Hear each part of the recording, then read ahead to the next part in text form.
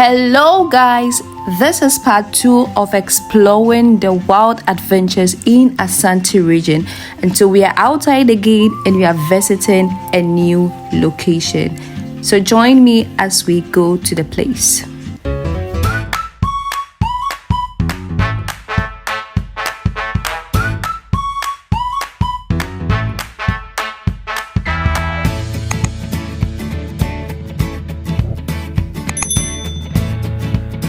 The trip begins. Hi guys, my name is Doreen. Welcome to the space where every sunrise is a fresh start. So as you can see, it's already morning and we are starting afresh. So guys, I want to say a big thank you to all my subscribers. Thank you for the love, thank you for the comments. I've seen it all and I appreciate you all. If you are new here, consider hitting the subscribe button, share with others, leave a comment, like this video if you find it educative and interesting. So the journey had already begun, and as you can see, the journey began from Ejiso. We are heading towards Kumewu. So some of the major towns you would come across journey from Ejiso to Kumewu are Jabin, Efijasi, Oyoko, and some other places. Finally, I arrived in Kumewu and the exact location I'm visiting is the Bomfobiri Wildlife Sanctuary in Kumewu. But before that, I had to visit the Forestry Commission for a ticket. And with a ticket, I would have access to a tour guide and access to the reserve. And so right after getting the ticket, myself together with my teammate and the tour guide headed straight to the Bomfobiri Reserve. Actually, we are in the first camp, which is known as Kajaurasi camp. And we have 3 of these camps dotted within the stretch out of the park.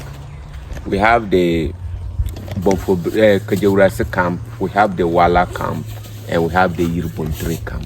So the size of the park is 53 square kilometers. If we are translating it into acres of land, we are looking about 5,300 acres of land, and we are bordered by 3 administrative districts. That's Sechira Kumewu having the majority share of the park. We have Sechira Front Plain and Ashanti Achim North. That's a Google. And in terms of community fringing the park, we have about 32 community fringing the park. When we use the word fringing, that means community that we share boundary with or which sit close to the park. And as I said, the park is about 53 square kilometers, and it was established in the year 1975. Okay. There's a law called 710 that govern the activities of a protected area this way. So in the protected area like this, nothing can be done within this area apart from nature conservation. Okay. You can't farm here, you can't do hunting here, you can't cut trees here apart from nature conservation. Yeah, the park has a topography of rocky. It's very rocky, and the rocks are outcropping. Yeah, that's going around above the ground level. So doing hiking here, you descend, climb on the mountain. And most of the mountains are sedimentary. They are the sedimentary type of rock. And as I said, we have 3 main waterfalls, which 2 you can bath in them, 1 you cannot bath in it, simply because it is a sacred place for the people of Kumewu. The 2 you can bath in currently, the smaller one is the one that is flowing. The bigger one is not flowing at the moment. So 2 of the waterfall are currently flowing. The other ones are not. Or the 3rd one is not at the moment because it wasn't raining here for a few months ago. Now that we start getting some few rain. In terms of tourism attraction, yes, as I said, we have 3 main waterfalls. We have what we call the lion stone, or in Twi you can say Abuajata. It's a stone that carves itself in the form of a lion on top of another rock, demonstrating how a pride of a lion do their hunting. So when we get there, we'll talk a bit about it and then we'll continue. In terms of mammal species, do we have lions here? Lion, first they say, yeah, they used to be, but for some years now, we have not seen their activities. So one cannot say yes or no because of what transpired. And these are carnivores. The The lions are cat family. They are the carnivores. And carnivores are very, very canny animals. So sometimes it's very, very difficult because they feed mostly in the night. They are nocturnal. So they feed mostly in the night. So, and in the night, human activity is also less. So sometimes it's quite difficult. But we can't say yes or no on that type of question. So currently the biggest mammal species we have here is the African buffalo. We have over 200 individual buffalo within the park. We have 5 types of primates.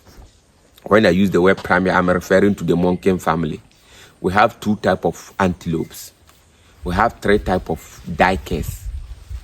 We have some red river hawk, that's cockatoo. Then we have some aardvark, porcupine. When you come to the cat family, you can talk of the civet cat, that is kankani, the genet cat, and the rest. For now, the lion, I can't say much about it because we have not been seeing their activities here. So, yeah, the park has been blessed, although being small, but very blessed. And it falls within the transition zone within the country, whereby it's able to host both savanna and then forest species of plant and animal. So the park can boast of 4 vegetative coverage. We have open grassland savannah, woodland savannah, rainforest, and then forest itself. So these 4 vegetative types covering the park. It is so simple because it's a transition zone. So all the vegetation is trying to compete among themselves. So that is why both are able to survive very well here. Yeah, in terms of everything, I would say we have some few reptiles too that maybe sometime on the taller day you come across. So let's keep our fingers crossed.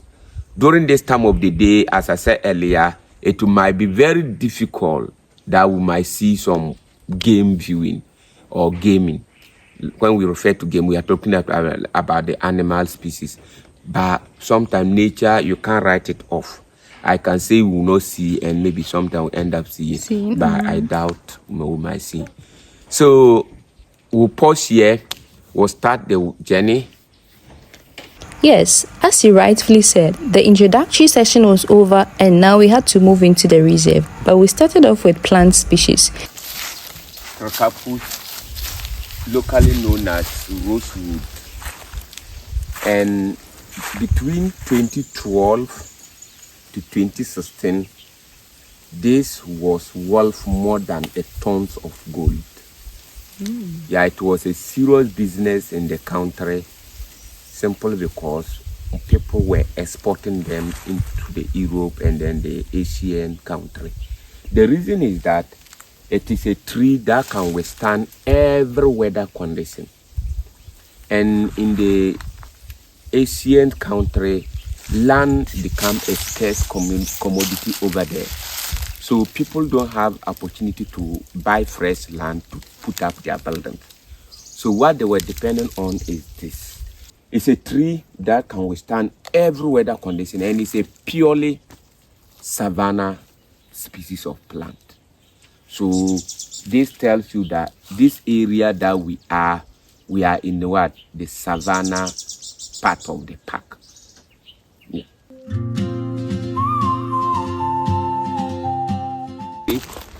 This is Lophilia. Lophilia is also a type of tree. Mostly people refer, or people who don't know of the shea butter tree.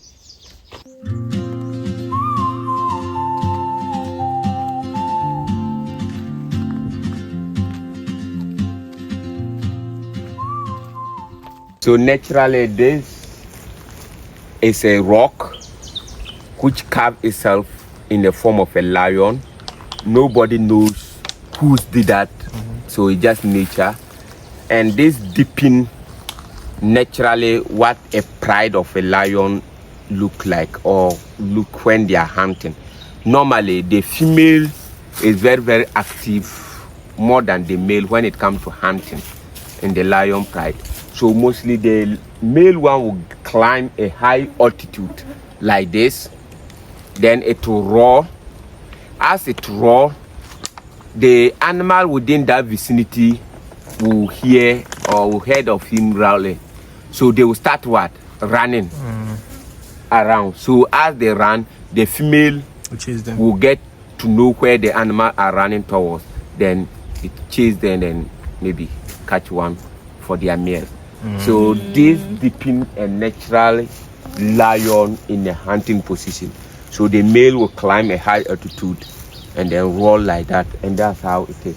So this is lion stone, or in tree you can say abuajata. Yeah, and this is how it depends. It's allowed, if you don't fear height, to climb on it and take a picture being on top of a lion. Welcome. But this rock is differently when you go to the other side. Yeah, if you go to the other side, it's just a normal rock. You won't see this feature of being looking like a lion. Yeah. Oh, okay. Interesting.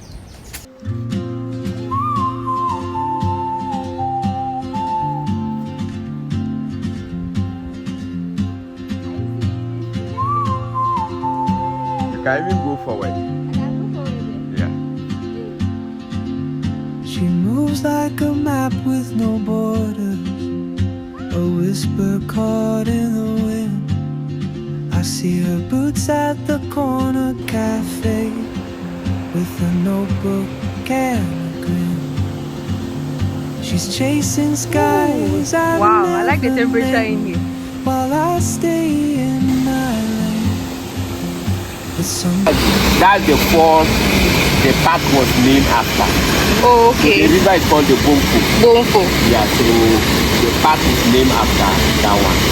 It's about showing the free there, but where is it coming from? Actually, it's coming from, I would say, quite a far place. Okay. There's a village after Ejase called Afetrek. Okay. So that is the area the water is coming from. So because of its lengthy nature, this fall has never dried up. Oh, okay. Yeah, it flow all year round. Okay. And we don't bath in it simply because it is a sacred place for the people of Kumasi. Okay. Yeah. Actually, there's a big festival that is always celebrated around March in Kumasi town called Papa Nanti. I don't know whether you heard of it before or you have been to celebrate it before. No, I learned it in class. So it's celebrated in Kumasi every year within the March, the month of March. So, and before it's celebrated, normally they come here to do some kind of ritual. Simple because some of their ancestors lost their life here. So they believe that, because of that, there's crocodiles here. So they even believe that the crocodiles that are here are the reincarnation of their ancestors. So for that matter, before they celebrate that festival, they have to come here, do some kind of ritual in a way to purify the town and also to appease their ancestors so that the fire festival will go on. Next year, March 15th is the year or is the date for the festival. So why not join us next year to celebrate? Yeah, we'll be here. Yeah, it's going to be a blast. Yeah. So because of that, we don't bath in this one because it's a sacred place. Yeah, the other two are allowed to do that. We have the smaller one and then the bigger one. But quite unfortunate that the big one currently does not flow. It's not flowing at the moment. But the small one is flowing. Maybe we might pass by there. Okay. So how deep is this one? Yeah, this one is quite deep. We have tried to measure it, but always the object that we bring to measure, we are not able to get the side of it. So in the front there is quite deep, but along this side it's not. It's shallow, but very deep over there. So I cannot tell you exact depth of it at the moment. Are there fishes in here? Yeah, there is. Okay. So crocodiles and fishes? Yeah. Okay. And then I see that this one is not a flowing water, it's like staying. No, it's not staying, it's flow. It flows. Yeah, it flows. Even if you can look here. But yeah. the main flowing is over there. Oh, The okay, main from that one is side. over there. Oh, okay. So it flows. From this point, the tour guide will be explaining to us the two different types of savanna vegetative zones, the open grassland and the woodland savanna zone. So from here is the open grassland. So let's keep listening as he explains to us. If you go to the north, we have these two still there. We have the open grassland savanna and the woodland savanna. Oh, Where I'm coming from Moli National Park. Molly. In Moli National Park, I will even say Moli National Park is thicker in terms of grass than even here. In terms of trees and grasses than even here. But people, or sometimes, Over there is the woodland savanna. And sometimes too, these things are caused by bushfire. If you allow an open grassland savanna and there's no fire activity going on, sometimes it turns into a woodland savanna, because any small shrub that get chance to grow, it grow up. It will become a tree. And if a woodland savanna is also there and every year there's fire, it can also turn into what? Open grassland savanna. So that is how it is. And sometimes woodland savanna, if there's no fire to go in, it can turn into a forest, because the tree can get chance to grow as tall as they are, and it can turn into a forest. So that is how sometimes the nature it look like. You see the savanna, the forest, they are all in the same, let me say, area. Yes. Receiving the same amount of rainfall. So how come there are varieties? Yeah, so mostly if you look at especially area which we call like the transition zone, like in Ashanti region, before you get a typically forest, then it's close to rivers. Oh, okay. Yes, either than that, most of the transition zone, you have more of savanna than the forest. Oh, okay. Yes, most of the transition zone. So, because this part of Ashanti region is more or less shifting towards the north more.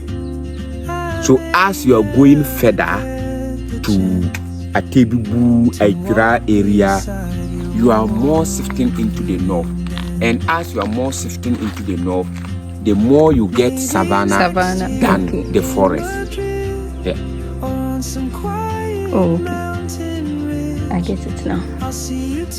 The environment here, so you can see that it's also different from where we're coming. So this is a typical forest.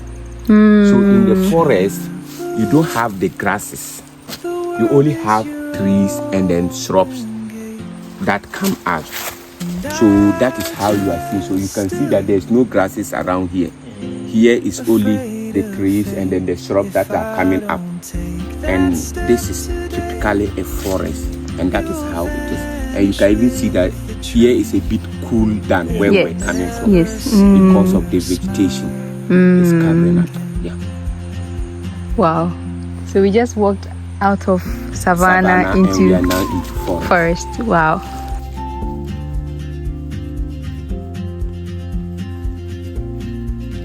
This is what? Pingelia africana.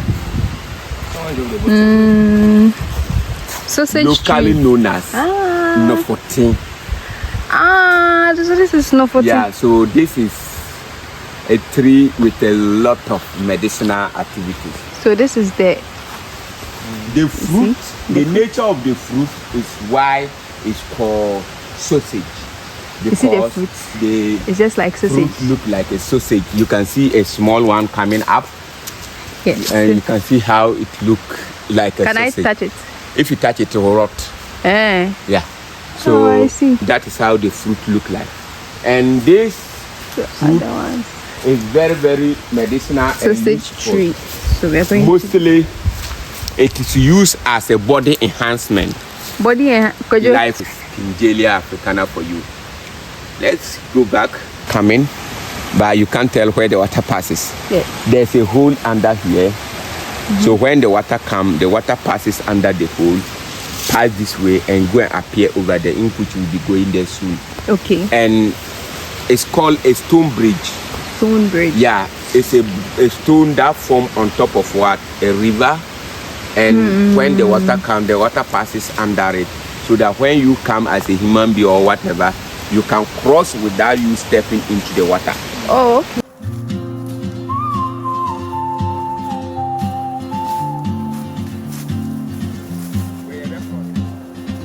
Where is this one coming from? It's coming from Enyinya. That one within here. Enyinya. It's very clean. Yeah, and this is called Riverine. Riverine. So does that mean there's no galamsey? No, here there's no galamsey. No. She's chasing skies I've never named while I stay in my lane. But something in the way she moves keeps pulling at my chain.